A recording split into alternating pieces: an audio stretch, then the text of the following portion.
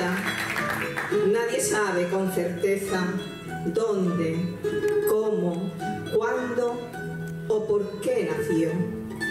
Algunos dicen que vino del pueblo, otros que la trajo el viento, otros que brotó de la tierra como las raíces de un olivo viejo. Lo cierto es que la jota no tiene dueño, tiene historia, tiene alma y sobre todo tiene voz. Es un idioma que no necesita traducción porque habla desde el corazón. La jota aragonesa es más que un arte, es la emoción hecha música, es la memoria de nuestros abuelos, es el eco de las plazas, las fiestas y las despedidas. Cuando un cantador se arranca, no está solo cantando, está contando. Cuenta penas, amores, corajes, heridas. Cada copla es una verdad, cada voz un testimonio.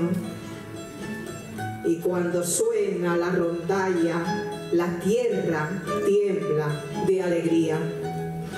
Los bailadores lo hacen con orgullo, con la mirada firme, con cada giro y cada punteo.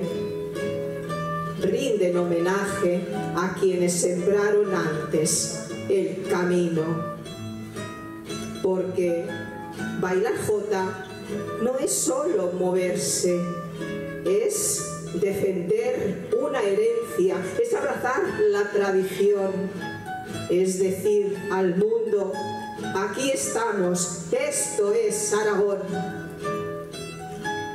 Esta noche, este escenario se viste de emoción, las voces se llenan de sentimiento y los corazones se sincronizan al compás de una historia que no se quiere ni se debe olvidar.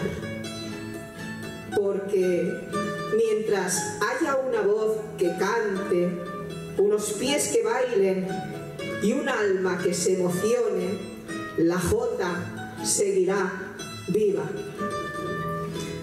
Así que abran sus sentidos, sientan el viento del cierzo en cada acorde, dejen que el alma les palpite al ritmo de nuestra tierra. Bienvenidos a este viaje de raíz y vuelo, bienvenidos al latido de la jota